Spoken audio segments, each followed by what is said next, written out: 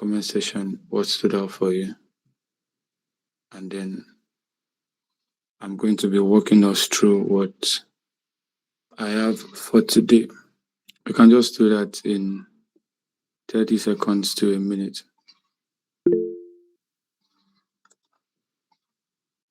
Mr. Daniel is saying to thrive, you have to be creative. To survive, you have to be just normal. Yeah, solid. Learning new skills and not staying idle. Thank you, sir. Thank you, sir. All right. Um, so I'll be talking about wealth building through business. You have to be strict financially, yeah, as a business owner. So I'll be talking about wealth building through business, and I have a little slide, and I will share that. The same resources available. Thank you so much, sir. So I will want to know how many of us currently have a business that we are on call currently. You have a business. If you don't mind, just quickly introduce your business, what you do. You never know. You can get to meet someone that is looking for your service or your product. So a quick one, let's do that quickly in the comment section. It will also help me to tailor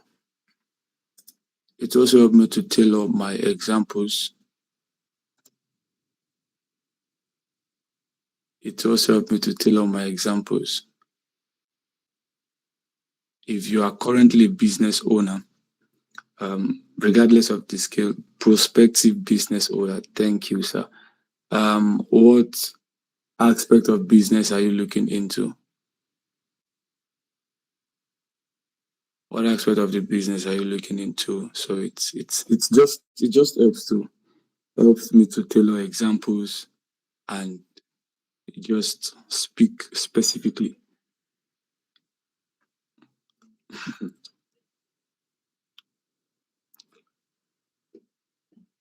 If you're a prospective business owner too, please.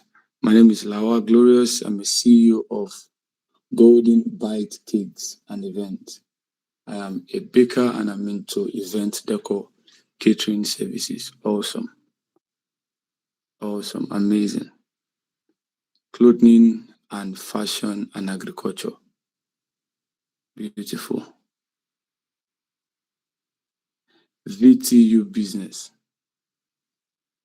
VTU business. Please help me with the full meaning of VTU. It's looking like virtual something.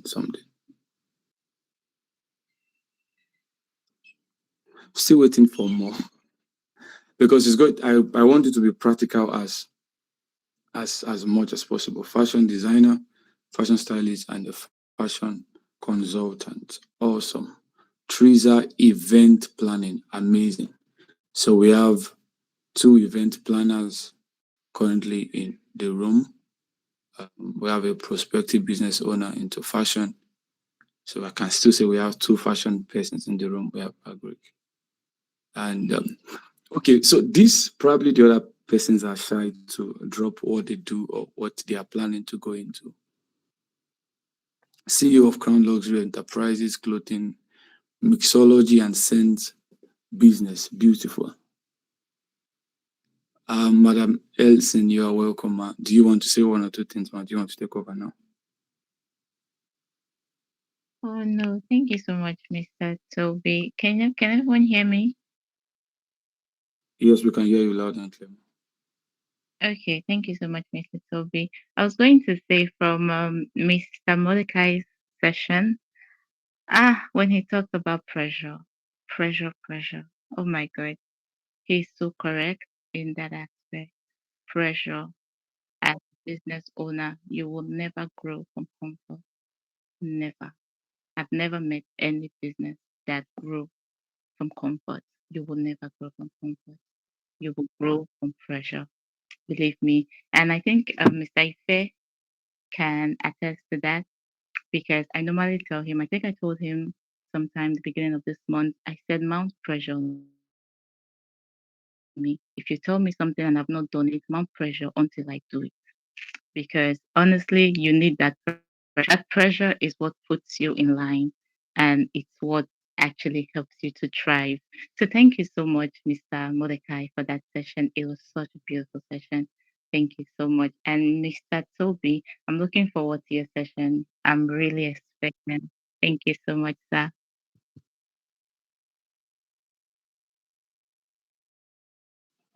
All right. Thank you so much, ma. Thank you so much, ma. I'll try to be as fast as possible. So, what we are doing is to, all right. Please let me know if you can see my screen.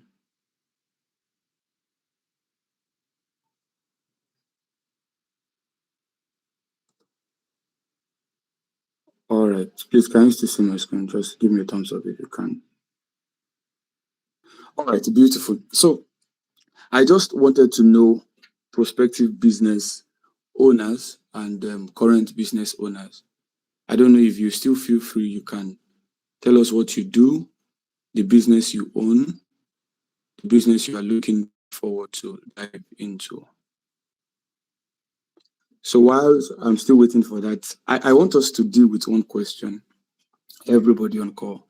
And the question is, why did you start your business? As much as possible, as much as possible, it's called a business. So I'm not expecting church mind to my business aim is press real cakes and events. I'm a baker and a caterer. I'm also into event planning. So we have three persons like that. All right. So why did you start your business? I have a streamline. I know that many times we've attended seminars and then people will say that don't start business because of money. Start business because you have a value to offer. That is very true. Start a business because you have a value to offer. However, however, the definition of business is that anything legal that a man is doing with the aim of making profit. That's the definition of business. Anything legal, buying and selling that you do with the aim of making a profit. So business is different from NGO. Business is different from NGO. If it's NGO now, we can say, yeah, you offer value. We can clamor for value very well. Good, fine. As much as I have, the truth of the matter is that those who are thriving in businesses looks for problem and they fix it. Not because they have flair for that stuff, not because they like, okay, for example, the first speaker spoke about COVID-19. For example, many people started sewing nose masks, not because they like sewing nose masks in the first place, but that's where money is, and then they dive there. So the first thing first is that why did you start your business? And my question or my follow-up question to the first one is that is it for daily income or for wealth creation? See, everything we are going to be sharing will definitely help us. So I want us to think along. Why are you into that business? Is it to just get daily income, or let me just get something to keep soul and body together? If that's why you are doing what you are doing, is that if that is why you want to enter business, then my slides will not bless you, my time will not bless you.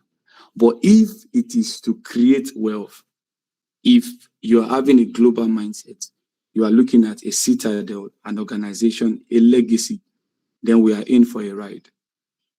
And I even love prospective business owners that are joining because it will definitely give you that foundation. Because many times those that have started business already just jumped in because a friend or a family says that, you have this skill, you can do this, you can do that, do it. And then just business doesn't work that way. I know you pray in church, they give you prophetic word and you saw it in your dream. I know, I'm not doubting it. But guess what? You can still fail. You can still fail, honestly, and it will not be God. It's because some parameters that needs to be defined, you failed to define it. And the first thing first that I'm asking everybody on call is that, why am I doing business? Is it just for daily income? Because this will now later speak why some people don't separate the money that comes for their business and for personal use.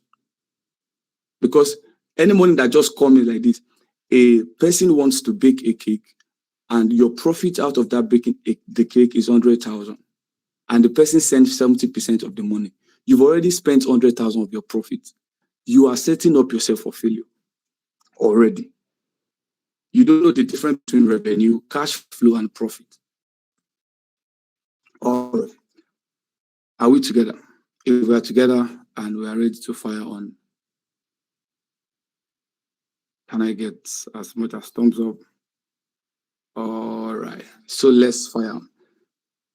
Now we are discussing wealth building through businesses, not daily income building. I believe everybody knows what the meaning of wealth is. Through businesses, wealth is richness plus a system that guarantees replenishing. So that's wealth. And if you are building wealth, permit me to start from entity concepts. Let me start from entity concepts. Yeah. One thing every business owner or prospective business owner must know is that your business is not you. You are not your business. Your business is a separate financial entity, not an extension of your personal life. That thing you must clearly separate it. You must. If you can't do this, if you are still emotionally connected to your business in terms of revenue, in terms of money, if you are still using your personal account to say, let me collect money, subconsciously you might just be doing business for the sake of daily living. Your business is not so. Okay. Let me clarify it now, so I don't put too much unnecessary pressure at the beginning stage. There is difference between those that are doing it for the meantime, that okay, I'm just trying to pull things together. I'm still going to register my business, open an account for it, and then, but for now, just a space of 1 or 2 or 3 months, I can use my personal account, which I'm not using for personal expenses, to just start the business. That one is different while you are the process, so you don't delay customers. Yes. But if you do not see any need to separate your business from yourself, then we're already setting up ourselves for failure. So the first thing we must know is called entity concept in accounting. In business, it's called entity concept. That means the owner of the business or the owners of the business is different from the business. The business also is different from the owner. That's why the business can sue and can be sued. Another thing you should know is that the business account is not your owner's pocket. The fact that you now open a business account does not mean you now have access to it anyway, anyhow. Does not mean my personal life is I'm not having money currently. I know you are the owner of the business. We are still coming there. It does not mean that you can easily now dip hand into that pocket. I fight business owners on this a lot. My network is having a glitch. I sent money from the company's account. You still don't know that the company can sue you because you did that. Number 3 thing we should know is that the owner should be compensated through a structure. The owner's compensation is not just emotionally. There should be a structure to the owner's compensation. So, and this is the foundation of serious wealth building. Let's now start from the beginning. Because of time, I might not do so much on this. Let's start from separating revenue from cash flow and profits. Now, revenue means total sales. Total sales. For example, I have last month, April, I have 3 events to plan, or I had 3 events to plan. I baked cake for a couple of people also. And my total sales or total expected amount of money to come in is 200 million. Now, revenue has a mirage. The mirage that revenue has is the fact that inside your revenue, there is something we call receivable.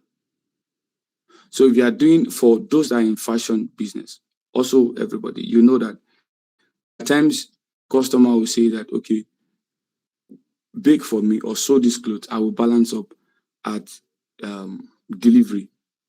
So eventually you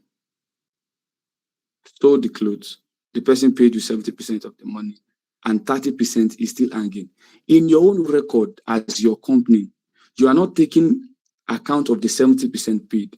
You are taking account of the total amount of money. It is called accrual concept in accounting. That means if I made a sales of, that's what I'm saying, wealth building. I'm not talking about, for example, bulk sales. Most of the times, transaction at high levels, you will have to supply them in advance and they will pay you. Most of the time, you will supply them and then they will pay you. Or they pay you based on agreement, maybe 50% first and 30% in the following month and 20% in the next following month. So that's the way it works. But initial month, you will record the total amount, which you've not even received all of the money. So that's revenue. So in that revenue of 200 million, as a term as an example here, the cash that you received, actual cash, might be 120 million. And your receivables, that means the money you have outside, is 80 million. So business owners does this a lot. They now go around and say that last month we make a sales of 200 million.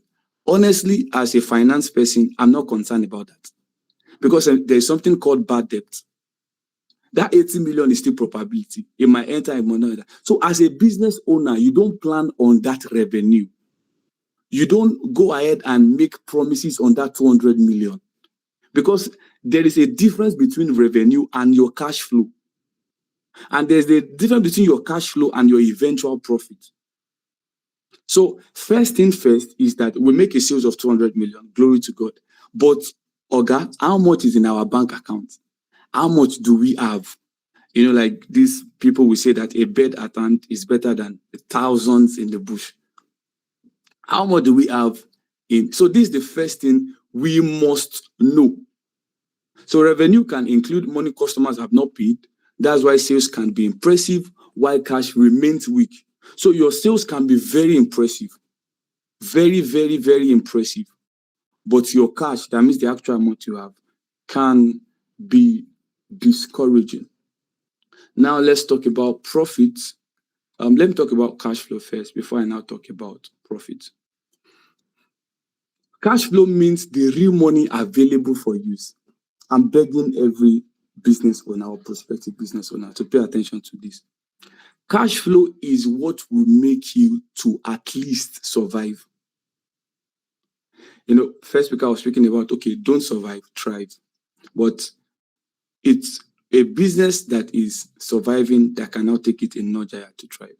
What will make sure that your business is still going is your cash flow. That's the money available. Please, I'm begging you, on no occasion should you touch your cash flow. I am begging you. For some of us that we are, let me not say employer of labor, or we've been employed as labor, we will realize that there are times that companies fails to pay salary for a month. That's because that company has touched cash flow.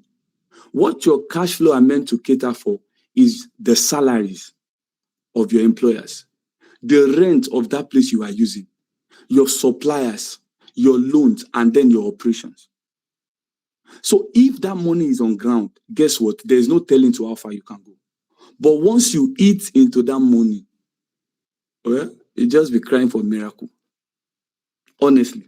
So cash flow is the blood of the business.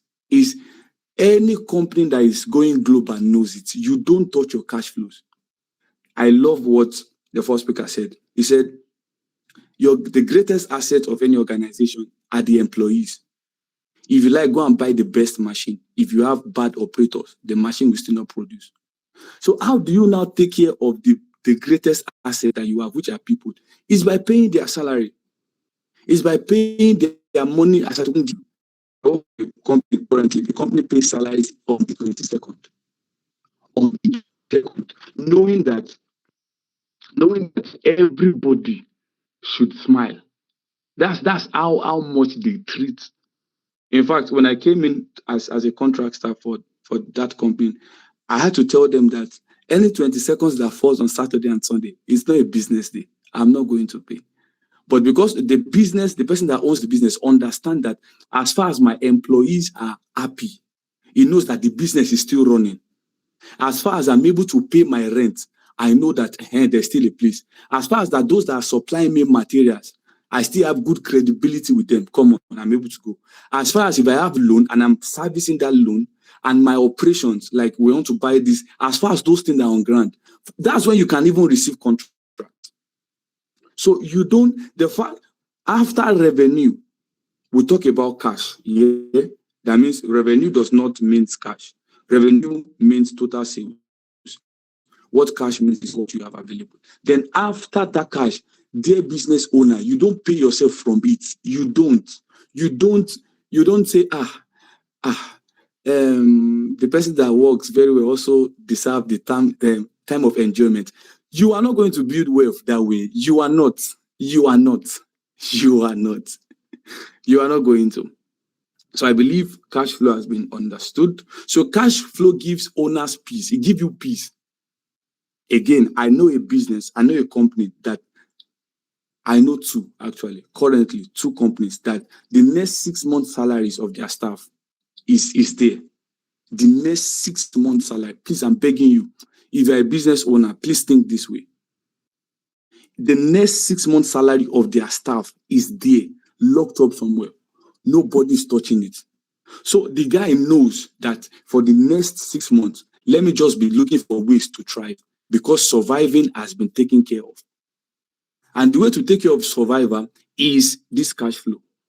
So let me now go back to profit. And this is where I will now link it to how you as a business owner can now make profit and be wealthy on your business. So profit, where wealth creation starts. Profit, where wealth creation starts. Profit is what remains after the business has paid its cost and expenses. We have two types of profits. We have gross profit, we have net profit.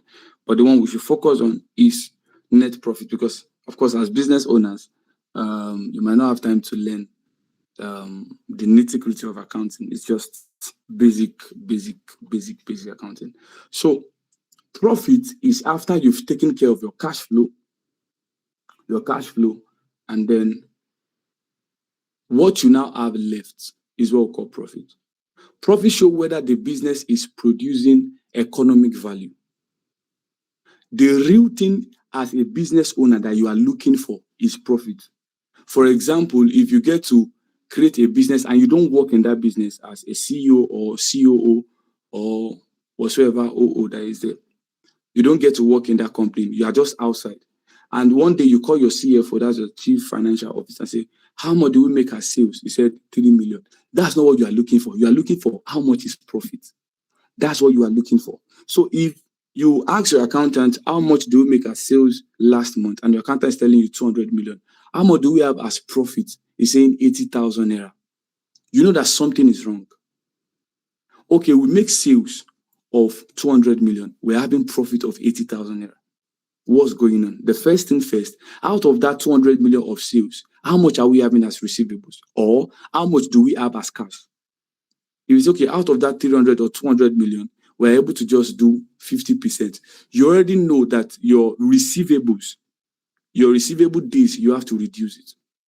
Probably the days you are giving your customers that, okay, pay 20 days after you receive invoice, you have to reduce it because it's killing your business. So from that 100 million that now enters as the real money, then if your operating expenses is high, that means the amount you are spending on cash flow is high. If you are paying too much of salary, don't go and hire a graphic designer that you know that you will be using all your profits to pay. Don't go and do that. Start small and build gradually. So what you are now looking for is your profit as a business owner. What you are concerned about is the profit, because it's from that profit as a business owner that you will now start creating wealth for yourself. A quick rundown of the difference between revenue, cash, and profit is that number one, under revenue, we have total sales made. Cash is the actual money received from that total sales made. Then your profit is what remains after your expenses.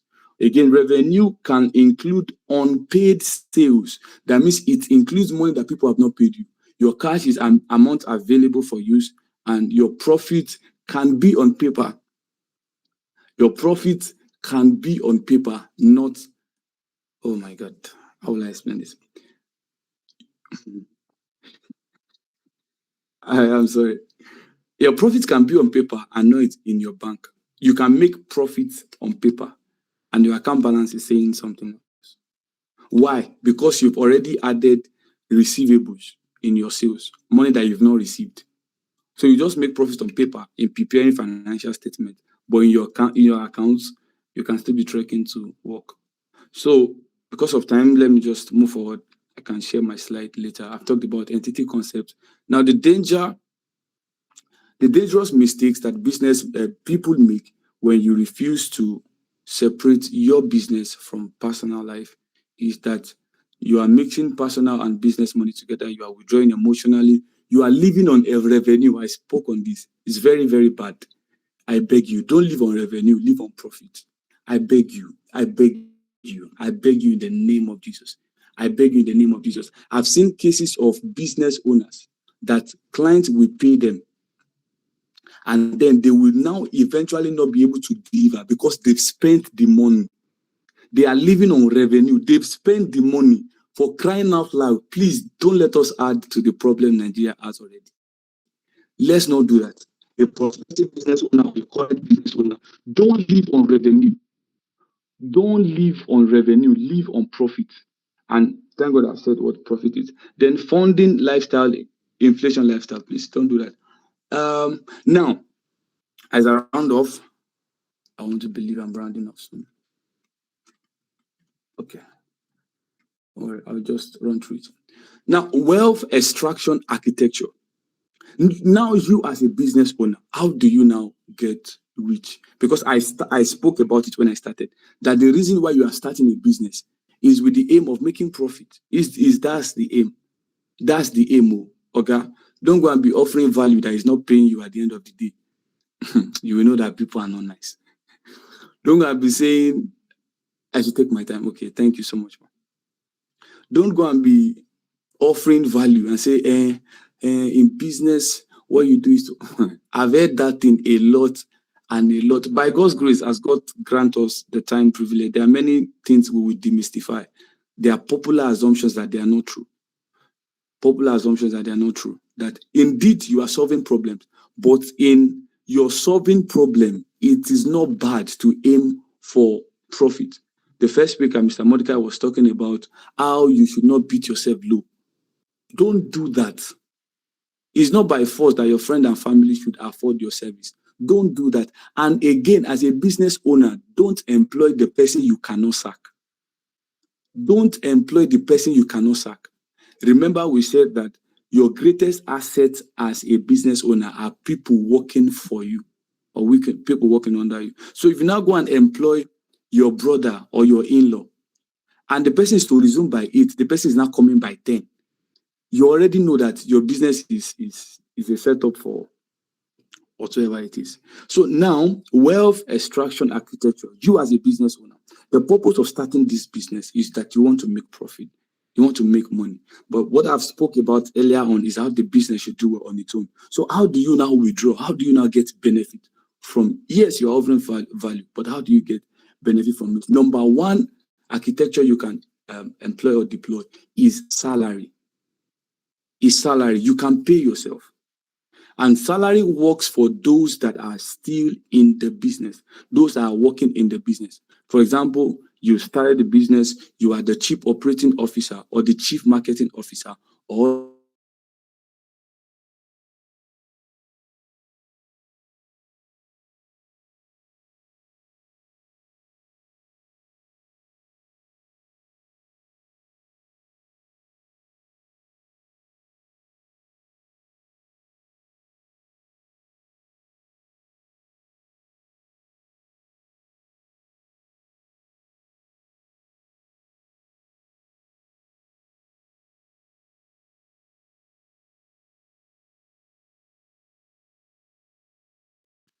for startups. There's nothing like profit distribution for startups. Don't do that. Don't do that. This guy, what's his name now? What's his name? Jeff Bezos. Jeff Bezos started, he was a finance person actually. So he started Amazon 1994. That's when he started Amazon. How was he able to start? He raised money around from friends, family, parents. He collected money from one of them, around 300,000 US dollars. 300,000 US dollars. That's him starting a business here. I mean, he had to probably took loan to start a business. But how was he now able to be one of the wealthiest people today that we'll talk about? His own strategy, Jeff Bezos' strategy was not salary. He didn't pay himself. He didn't collect salary. What he did was the last one, which is equity growth. The last one that is here on my slide. So the time that profits were coming, it was pouring back those profits into the business. And that's why in building wealth for business, that's why I asked the first question that I asked. That if your goal for starting a business is just so I can get what I can eat per day, this thing will not bless you. So what he was doing is that he was reinvesting all the profit that were coming. So his own was to buy stake. Because the people he collected money from to start that business, all of them also have stake in that business. Because if he's unable to pay them, they will have to sell that business and sort their own debt. So he does not have a stake in that business. So what he was doing is that he was paying them back. So his own profit that's supposed to be his own money, he was not taking it at that time. He was pouring it back into the business. So, and because the business and the owner of the business are treated separately, any money that the owner of the business puts into his or her business, the business will treat it as a loan to the owner of the business. The business will not treat it as my money also. The business as a standard entity will treat it as, oh, I'm owing my owner money. So he have a larger stake on me. That's why if you also borrow money from bank, and the idea of selling shares for companies, this is the idea of selling shares. They will just say that, okay, we need a capital of 300 million naira. We are able to bring up, as the owner of the idea, so we're able to come up with 200,000, but we want to sell shares, part of this company, for people who can buy. Okay, do you have 50,000 naira? Come, bring it. Do you have 20,000 naira? Bring it. Do you have 1 million? Bring it. So we all are now co-owners. That's why they pay us dividends eventually. So what Jeff Bezos was doing was that his own, he was pouring so he can have the controlling. I really want to hope that I've not lost us too. So he can have, so that was his own wealth extraction architecture. That was his own wealth extraction architecture. He didn't pay himself salary first. But if you're a business owner and you're just starting, you can start with salary, paying yourself the minimum amount. You can. I know some CEO of a company that they are collecting less than some of the employers because they know that they are the owner of the business. Ibuka Woshika did this also. When he started his furniture business, she did not buy a car. She didn't buy a car. She was putting the money back into the business. So these are the way that owners of the business can now extract money from the business through salary, profit distribution. Now, profit distribution is for founders. There's a difference between founders and self-employed. I'm not going to talk about that today. Founders are just people that just start business and then they are not even part of it. They just found business. So those are the people you do profit distribution for. And asset acquisition is you using profit that you have to buy assets for the company also. Another person maybe I'll give as example is Aliko Dangote. He started his own business in 1977. He collected loan of 500,000 from his uncle. But look at Dangote today. So it is very sure that starting a business can make you wealthy. It's clear. We have different examples. That the fact that you start a business is making you wealthy. But there are some things you must know. You must know that you don't live on revenue. You must know that the company itself must do well, or the company herself must do well before you, the owner of the business, can do well.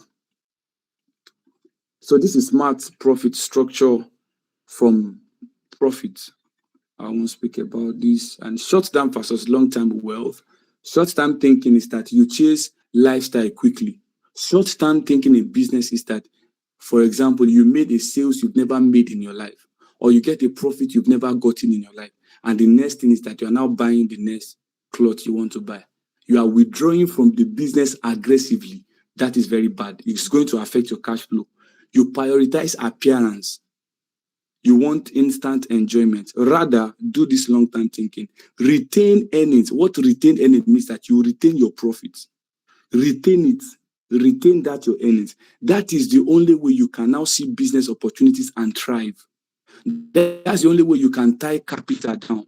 You can foresee that, oh, this supply or these materials we use to get this job done will get inflated in the days to come. Then you can buy it because you retained your earnings.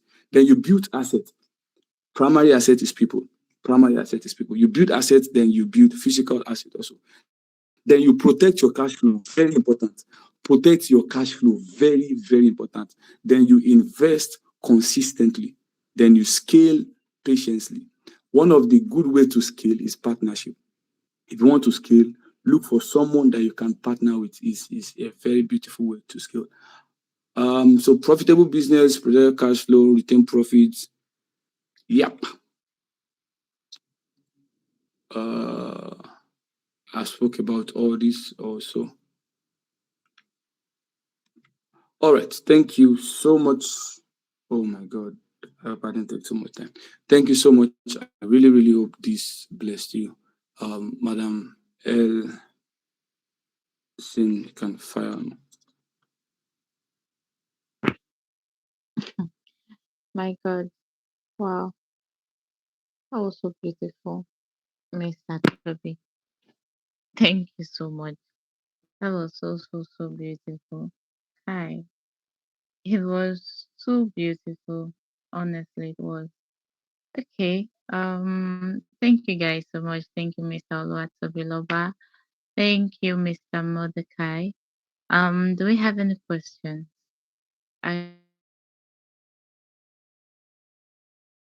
because if you were really listening, you should have at least one. You should have at least one question. And like I always say, if you don't ask question, I will ask you a question.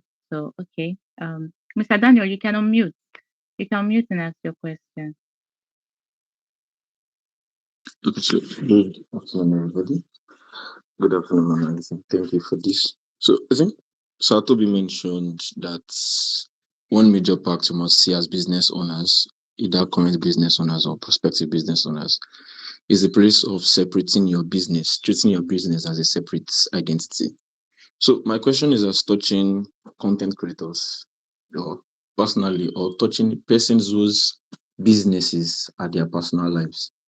So I think a very good example would be content creators and probably those that are fully into stock trading and all. Is it possible or is it feasible to actually separate the business from their personal lives? I'm not sure if you get the question, sir. Yeah, I do. I do. Basically, you're talking about basically you're talking about personal business, and to argue it further, anything we call a business, you must be able to detach yourself from it. Anything we call a business, you must be able to build it, scale it, leave it as a legacy, or else you are just doing sole proprietorship. Because if you're a content creator, you are using your life to create content. What happened to? I'm not praying that that person will die, but what happened to when you die or when you get sick? That means the business dies. That means you can't create wealth. There's no system that guarantees replenishing. That means so I can still argue that further as being a business. Does it fall under you? That thing actually fall under self-employed. Basically, you fall under self-employed, not under business. But I will still answer in the sense that how can you now have a separate what's it called now? Separate entity for it.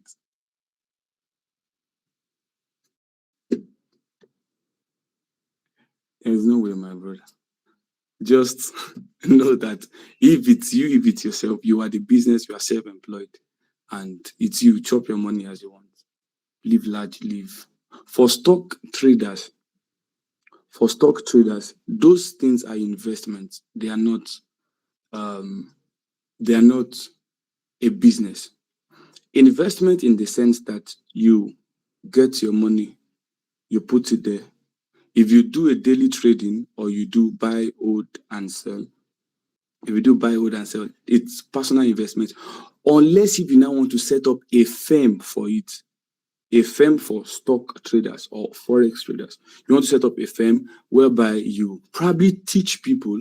Now it's becoming a business. Probably you teach people how to trade, or you now do account management for people, or investment management, or asset management, whatever you want to call it, for people. That has now become a business. You can have a business. A very good person that does that is a Jimmy. A Jimmy started personally as a forex trader, but you see that he didn't call what he is doing as a forex trader, he didn't call it business. Now he has his own business now, value flow trading something. Is not going to work because I follow Jimmy. He's not going to the he has guys that are doing it already. He has guys, he's no longer there. He's no longer there. He has guys that are doing it. So what they did is that they train people, they give out signals, they do asset management. So it has now become a business. In that way, they can have a business name, business registered name. They can have personal, a company's account, and everything that goes into that. I hope I'm able to answer you, Sadan. Yes, thank you so very, very much. Okay. I think I can throw in. Can everybody hear me? I I think I can throw in on that question on how to separate yourself from your business, even as a content creator. You actually can. You can do that. You can separate yourself from the business as a content creator. Go and register your name. You register your name as a business name. You open a professional account. You bring signatories, and it's actually a very simple process. It's just the same way you do it with an actual business, is that you're using your name. Daniel, do you understand? Yes, ma'am, I do. If you have any more guide on that part, I'll definitely come and ask. But thank you so very much. Thank you so very much. All right, thank you. So do we still have any other question? If you don't ask me a question, I will ask you a question.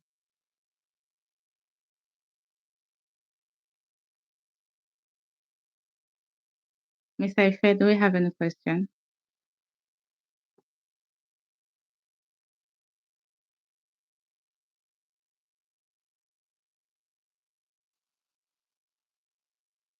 Mr. Ife is not with us. Where is Ade? Ade has left.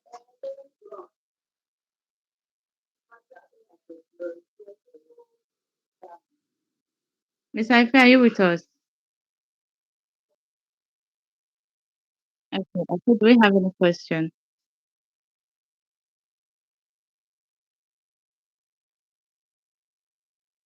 Okay, thank you. Where are your people?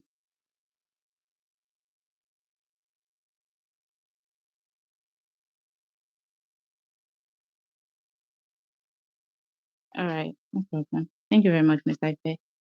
I'm just going to add something as a company owner, rather.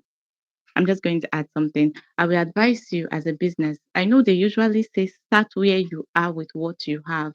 That's a very great advice. But I will advise you as a business to start with structure and start with system. Start with structure and start with system. It's very important. It's very important. We cannot emphasize how important it is to start with structure and system. If you don't start with structure and system, as you go, you start the problems start coming up. And sometimes if you're not careful enough, you won't even notice the problem until it has become a major problem sometimes. Mr. Sheon, you have a question.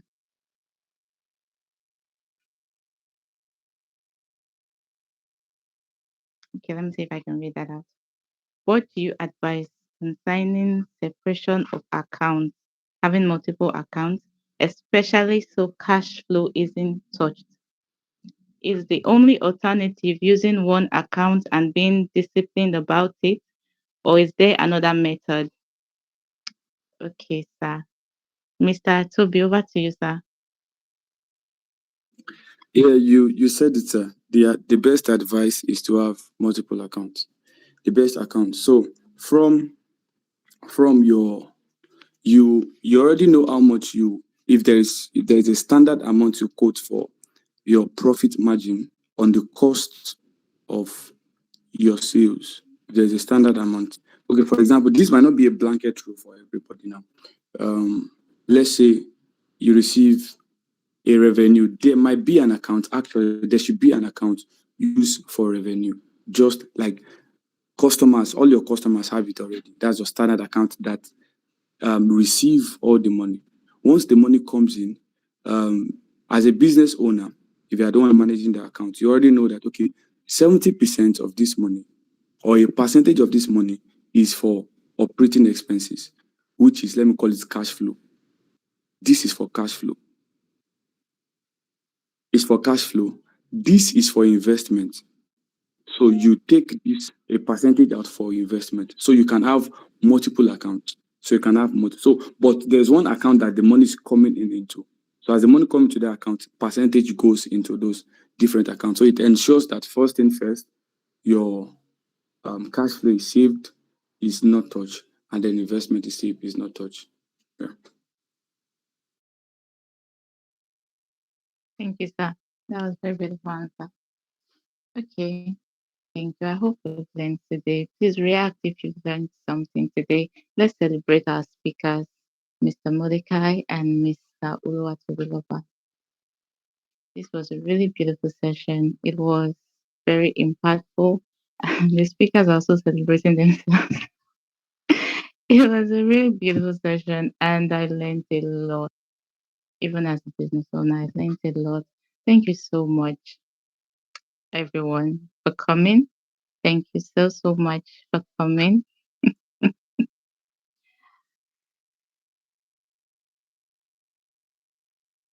Okay, we're still celebrating. Thank you so much for coming. And I hope to see every one of us in our next 6.0 session. It's also going to be very impactful, and we are also going to have solid speakers that are going to educate us on something very, very, very, very, very important, especially for business owners. So thank you everyone. Thank you for coming. You can follow our Instagram at Eleison Socials. And you can follow, thank you guys so much for the birthday wishes. You can follow our Instagram at Eleison Socials. You can also follow us at Eleison Brand. Okay, I think that's our Instagram. You can look us up on LinkedIn at Eleison Brand Management Agency. Thank you very, very much. And I'll see you next month. Bye, everyone.